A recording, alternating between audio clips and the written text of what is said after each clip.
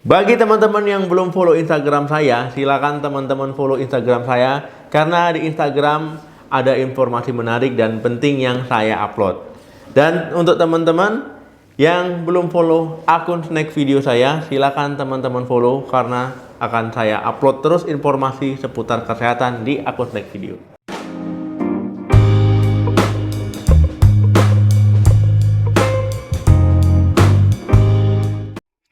Halo, assalamualaikum warahmatullahi wabarakatuh. Balik lagi di channel saya. Semoga teman-teman semua selalu dalam keadaan sehat. Amin.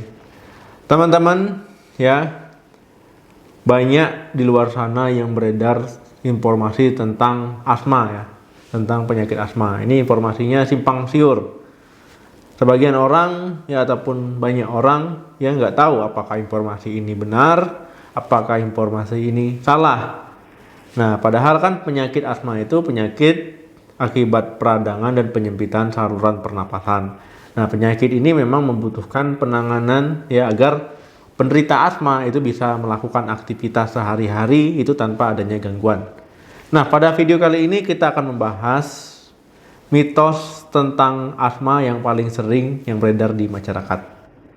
Banyak akibat mitos ini jadi salah paham, ya, karena mitos yang dipercaya ternyata salah, ya, sehingga pemahaman tentang penyakit ini juga akhirnya salah.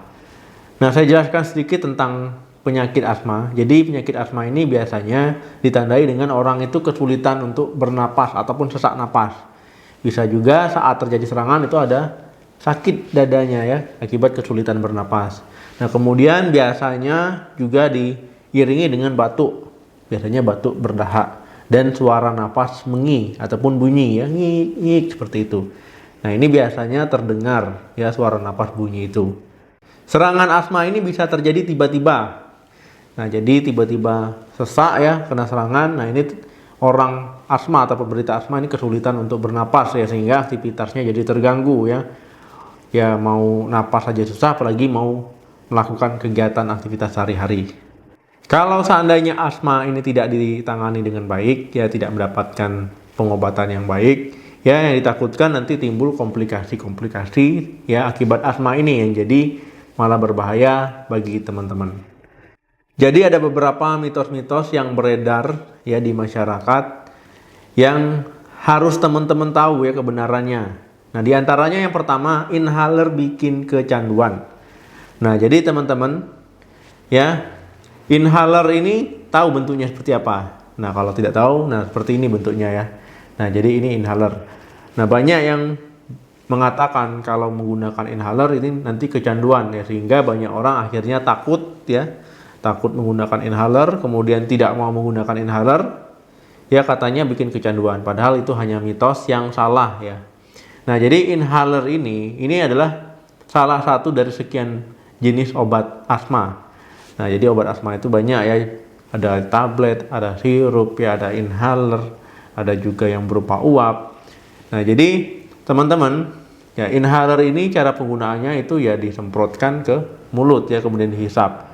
Nah, ini mengirimkan obat tersebut ke saluran nafas teman-teman, ya, untuk mengendalikan gejala asma. Nah, jadi tidak ada penggunaan inhaler ini, ya, jadi bikin kecanduan ataupun ketagihan ataupun ketergantungan itu tidak ada, ya. Ini adalah salah satu, ya, jenis obat asma. Yang kedua, asma dapat disembuhkan. Nah, banyak orang yang mengatakan kalau asma itu bisa sembuh total. Ya, maunya memang penyakit itu bisa sembuh total, tapi tidak, ya. Ini hanya mitos. Nah, jadi teman-teman, ya, banyak orang yang beranggapan seperti ini. Dia ada asma, tiba-tiba sudah 1 tahun, ya, itu nggak kambuh-kambuh. Nah, kemudian dia mengira bahwa dia sembuh, ya, padahal bukan sembuh, tapi dia berhasil mengendalikan, ya, asmanya, berhasil mengendalikan pemicu ataupun penyebab asma. Nah, ini bukan sembuh, tapi dia berhasil mengendalikan pemicu asmanya. Jadi teman-teman, ya, memang supaya asma tidak kambuh, ya, teman-teman harus mengenali ataupun mengetahui apa sih faktor-faktor yang bisa menyebabkan asma kambuh, apa sih pemicu asma bagi teman-teman, ya, misalkan entah debu, ya, entah udara dingin, entah stres, entah akibat kecapean, ya, banyak, ya. Jadi memang teman-teman harus tahu, ya, supaya asmanya tidak kambuh. Yang ketiga, asma penyakit keturunan. Nah, jadi teman-teman banyak yang beredar di luar sana, kalau ada anggota keluarganya ataupun orang tuanya terkena asma, ya otomatis anak-anaknya juga pasti terkena asma. Nah, ini tidak benar ya, ini hanya mitos. Karena apa? Ya ada yang orang tuanya memiliki asma, tapi anaknya tidak ada asma. Ya, tidak ada kena asma. Ada juga anaknya kena asma, tapi tidak ada riwayat keluarga yang kena asma. Nah, memang orang tua ataupun ada riwayat keluarga yang memiliki asma itu salah satu faktor risiko untuk terkena, tapi bukan pasti kena ya. Itu hanya salah satu faktor risiko. Nah, jadi harus teman-teman bedakan ya.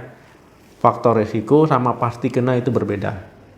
Yang keempat, gejala asma tiap orang itu sama. Nah, jadi teman-teman, ya ini juga hanya mitos ya. Jadi gejala asma tiap orang itu memang tidak sama ataupun tidak harus sama. Nah, pada umumnya memang gejala asma itu yang seperti teman-teman ketahui ya, batuk, kemudian sesak nafas, napasnya bunyi mengi atau bunyi ya. Nah, ini ya tiap orang bisa berbeda-beda gejalanya, nggak harus sama ya. Nah, jadi jangan mengatakan gejala asma setiap orang itu sama. Kenyataannya itu bisa berbeda. Yang kelima, penderita asma tidak boleh olahraga. Nah, teman-teman, banyak yang mengatakan di luar sana kalau orang asma itu tidak boleh olahraga, nanti takutnya kumat ataupun kambuh. Nah, kalau secara logika memang iya, olahraga itu kalau orang asma nanti takut kelelahan, ya, capek, ya ngos-ngosan, ya sesak napas, ya takutnya nanti malah orang asmanya kesulitan bernapas ya akibat olahraga. Tapi ya teman-teman, walaupun memiliki penyakit asma itu tetap dibolehkan olahraga, apalagi dalam pengobatan ataupun dalam penanganan yang tepat. Nah, dengan olahraga ya ini bisa membugarkan tubuh teman-teman, ya meningkatkan kapasitas paru teman-teman. Ya olahraga yang disarankan itu ya yoga, jalan kaki, berenang. Nah, ini bisa mengendalikan gejala asma ya, bisa membuat keluhan asma teman-teman itu tidak gampang kambuh. Nah, tetapi ada juga memang olahraga-olahraga yang tidak disarankan ya, takutnya nanti malah bikin kambuh. Nah, olahraga yang disarankan yang tadi yang saya jelaskan tadi ya. Nah, jadi teman-teman, walaupun memiliki asma tetap olahraga ya, tapi olahraganya yang ringan-ringan saja. Kalau seandainya teman-teman olahraganya di luar rumah, udaranya nggak bagus ya, itu di sekitar rumah ya, jangan di jalanan ataupun di dalam rumah. Ya, ini tinggal teman-teman sesuaikan. Nah, supaya udara yang teman-teman hirup itu nggak terlalu banyak polusi ya, apalagi kalau teman-teman misalkan jalan santai di jalan raya, itu kan banyak polusi udara ya. Nah, lebih baik di sekitar lingkungan rumah ataupun dalam rumah, ataupun yoga misalkan ya. Nah, yoga kan di dalam rumah bisa juga. Nah, kalau renang ya biasanya memang harus di kolam renang, ataupun teman-teman memiliki kolam renang pribadi itu juga boleh. Yang keenam, obat steroid berbahaya. Nah, banyak orang yang takut menggunakan steroid, dia katanya berbahaya. Nah, berbahayanya bagaimana? Ya banyak efek samping yang ditimbulkan. Nah, ini mitos ya. Kecuali teman-teman beli steroidnya sendiri ya bisa berbahaya karena teman-teman tidak tahu ya dosisnya bagaimana, harus menggunakannya dalam waktu yang bagaimana ya. Kalau teman-teman menggunakan steroid ya dalam pengawasan dokter sesuai anjuran dokter, ya ini aman-aman saja. Nah, jadi teman-teman jangan mengatakan steroid itu berbahaya. Ya aman-aman saja kalau sesuai dosis, sesuai anjuran sama memang diberikan oleh dokter. Nah, jadi jangan pernah membeli obat sendiri di apotik, yaitu memang berbahaya. Karena teman-teman tidak tahu tujuan menggunakan obatnya untuk apa, kemudian dalam jangka berapa lama, ya maksimal digunakan berapa lama teman-teman kan tidak tahu.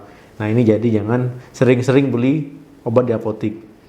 Apalagi ya obat yang bukan obat yang bebas ya, seperti yang lugu ini. Nah, itu yang ada tulisan harus dengar resep dokter, teman-teman beli.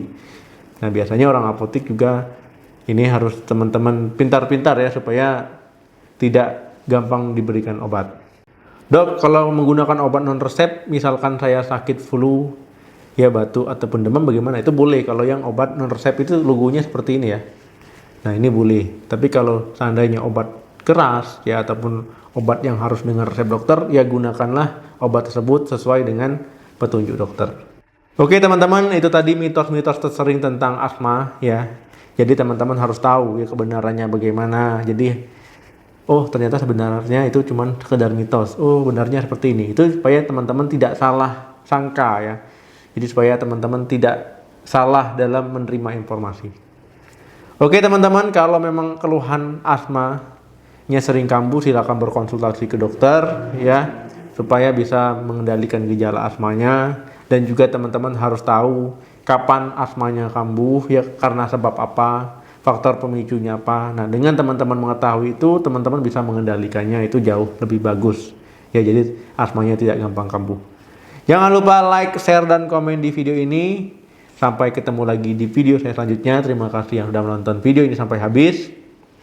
Semoga yang sedang sakit segera diberikan kesembuhan. Semoga kita semua selalu dalam keadaan kesehatan. Amin. Salam sehat. Sampai jumpa.